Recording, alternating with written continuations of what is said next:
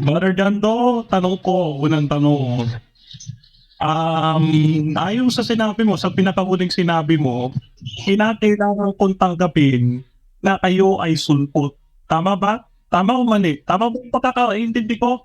Tama o mali? Mali. Ang sinabi ko, kung tatanggapin mo na hindi sulpot ang iglesyang tinatag ni Kristo, then hindi rin kami sulpot kasi kami yun. Next question. O kung tatanggapin na kayo ay sulpot, ibig sabihin nga, sulpot talaga kayo. Tama o mali?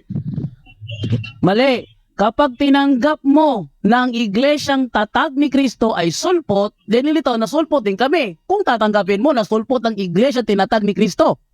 Oh, next question. Okay, second question. So, ang sabi mo, yung tatag ni Kristo ay sulpot. Tama o mali? Mali. Ang sabi ko, ang tatag ni Kristo, hindi siya sulpot, sabi ni Camacho. Si Camacho nagsabi nun ha, hindi ako. Hindi sulpot ang tatag ni Kristo. Kung hindi sulpot ang tatag ni Kristo, then hindi kami sulpot kasi tatag kami ni Kristo eh. Next question. Okay, alin sa dalawang sinabi mo ang tama? Yung itinayo ni Kristo ay sulpot, dahil kayo yun, o yung sinabi ni Fernando Objection dito. ni Kristo ay hindi sulpot? At the time, meron tayong objection na mula sa panig ng Roman Catholic Church. Brother Jando, go ahead. Wala akong sinabi na sulpot ang tatag ni Kristo. Maliwanag yon. Ang sinabi ko, kung tatanggapin ni Denmar Santiago na sulpot kaming Katoliko, then tinatanggap din niya na sulpot ang iglesyang tatag ni Kristo kasi kami yon. Wala akong sinabing sulpot kami. Yeah, Counter? fallacy ang question. Okay, counter, Brother Mar? Okay, susundan ko siya dyan, moderator, susundan ko siya. Okay, resume time. Okay, resume time. Ngayon, question. So, question. Naniniwala ka ba sa sinabi ni Fernando Camacho na ang iglesyang tatag ni Kristo ay hindi sulpot? Yes or no? Okay, naniniwala ako ng iglesyang tatag ni Kristo ay hindi sulpot. Kahit pa hindi aminin ni Camacho, naniniwala ako ng iglesyang tatag ni Kristo hindi sulpot. Therefore, hindi rin kami sulpot. Next question. Next question. Kayong iglesia ang ipinaglalaban ni Fernando Camacho na hindi sulpot. Pangalanan ko. Yon ang sinasabi ng The Ministry Magazine. Just as soon as this church joined herself to the state, she became the Roman Catholic Church. Yon. Next question. Okay, susundan kita dyan. Susundan kita dyan. Pero mamaya. Ngayon, sabi dito sa Wikipedia na binasa mo, no? Ang origin ng Roman Catholic ay galing sa Vatican Roman Empire. Maniwanag, nakala dito sa Wikipedia. Ito ba sinasangayunan mo na galing kayo sa Roman Empire? Yes or no? Objection, moderator, para sa iyang question. Yes, at the time. So, mayroong ano ba niya, ano mo objection na, Brother Jando? Wala akong binakita ang referensya na doon kami nagsimula. Ang sabi lang sa referensyang hawak ko, ang headquarters nasa Vatican. Wala akong sinabi na doon nagsimula. Ayan o. Headquarters, Vatican City. Headquarters yan. Okay, counter, Brother Mar? Counter objection, nakalagay po dyan. Origin, origin. Adea. Ako sa Judea at Roman Empire. So, ako po dyan. Sanayon ko ba dyan na ang church ay nanggaling sa Judea at sa Roman Empire base dyan sa iyong referensya. Tama o hindi mali?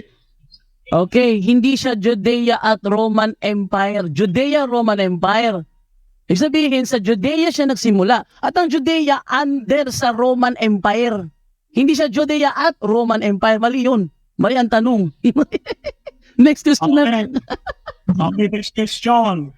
Okay, next question.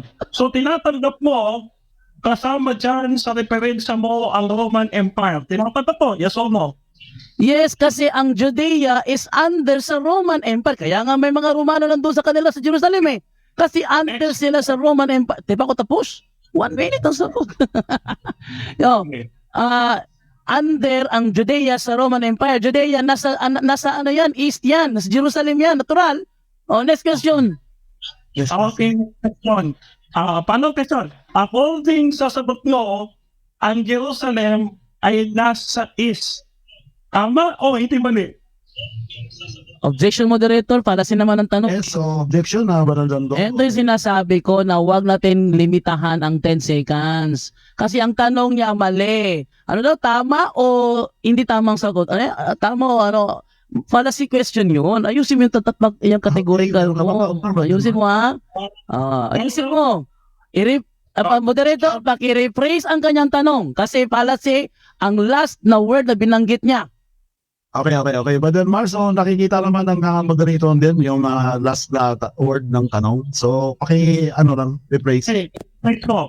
Ayon doon sa sinabi mo, kaya na may mga Romano na doon sa Israel, sapagkat yan ay nasa east. Tama ba? Yes or no?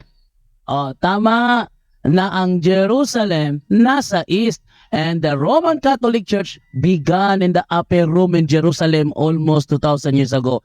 Next question. Okay, next question. Kung yung Jerusalem ay nasa east, ang salita ba sa Jerusalem ay Latin? Yes or no? May gumagamit doon ng Latin. Yung mga Romano na napunta doon sa Jerusalem, naglalatin sila. Next question. Okay, next question. Ang Panginoong Jesucristo pa at mga apostoles? Yung mga Napunta na siya kung anong lingwahe ang sinasabi ni Kristo, hindi yun ang presentation ko. Kaya, rephrase yung question, Brother Mar, go ahead. next question. Okay, sundan natin yung pambayan. Next question. Ang Vatican ay nasa west o nasa east? Okay. Ang Vatican ay nasa west kasi Gawa 23:11, sabi nasa mo kanina, ikaw ay sumasaksi sa akin sa Jerusalem, gawin mo yan doon din sa Roma. Kaya napunta sila sa Vatican. Hindi sa Vatican nagsimula. Next question. Next question. Next question. Yung apostol kay pinadala diyan sa Roma na nandyan sa Gawa 23:11, yan ba ay si Pedro? Yes or no? No, si Apostol Pablo yung binasa mo kanina eh. Si Apostol Pablo, sinabihan, pumunta ka doon sa Roma. Sa madaling salita, hindi siya sulpot na iglesia. Kasi hindi siya sa Roma nagsimula. Sa Jerusalem siya kung saan nagtatag si Kristo ng iglesia. Kaya yung tema mo, gibana. Next question. Okay, next question. Pupunta kita dyan. So, kung ang iglesia nagsimula sa Eastern, tama ba? No? Tama ba na ang Roman Catholic ay nasa Western at ang Greek Orthodox ay nasa Eastern or nasa Eastern part?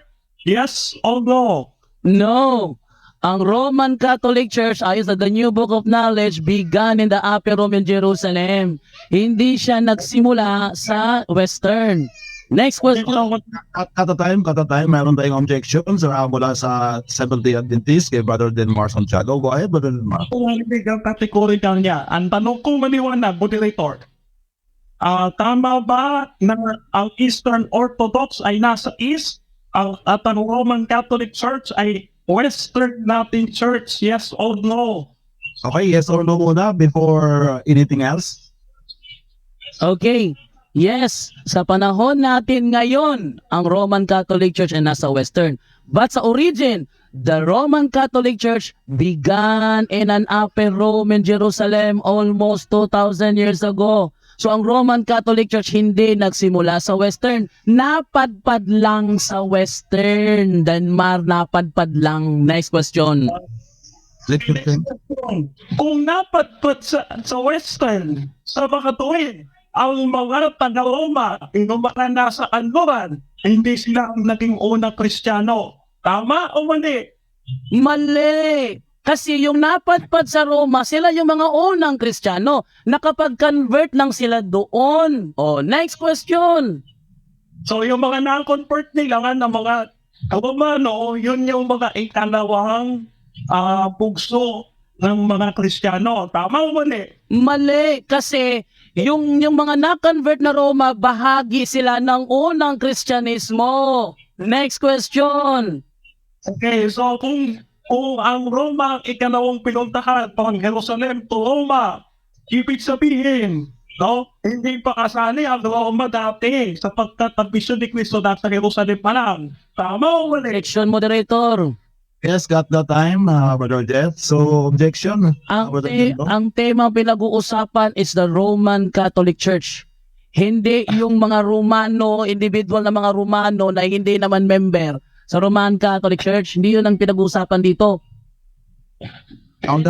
Moderator, ipapaklaro ko lang kay Denmar ha. Kasi kanina nagtanong ako sa hindi niya pinisinta, nagreklamo siya. Tapos ngayon marami na siyang tinanong sa akin, hindi bahagi ng aking pinisinta. Kaya be a model, Denmar, be a model. Ikaw yung una na public sa akin. Be a model. Huwag kang pasawat. Everybody's na. Rephrase. Okay. According dito sa referensya mo, Resume time. sa Autodomeo, yung Mateo 16:18, ay metaphorical. Yes or no? Yes, metaphorical kasi wala siyang ginamit na simento. Wala siyang ginamit na kahoy. Wala siyang ginamit na pako.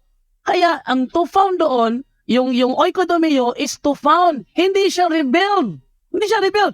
I will build, not I will rebuild. Mali yung unawa mo kasi nangopya na kayo sa ang dating daan ni Camacho. Next question. Next question. Sa mga tuwid, hindi literal, kundi metaphorical yung Autodomeo. Yes or no? Metaphorical siya kasi hindi siya gumamit ng pako. Hindi siya gumamit ng semento, hindi siya gumamit ng kahoy. Kasi pag sinabi kasing build, literal na build, gagamit ka ng pako, semento, kahoy. Hindi siya metaphorical kasi hindi siya gumagamit ng kahoy, pako at semento. Next question. Next question. Next question. Next question ko, Paul Jando.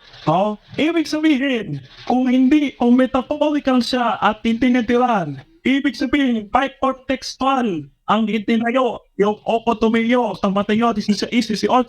Yes or no? No, hindi siya yung rebuild na ginamit mo. Yung ginamit mo rebuild, hindi siya yun kasi wala doon sa mga talatang ibinigay ang Matthew 16:18. Ang Matthew 16:18 doon nilagay sa metaphorically to found, hindi sa re-establish. Next question. 30 seconds. 20 seconds. 20 seconds na lang. Sige na, okay na ako dyan. Okay.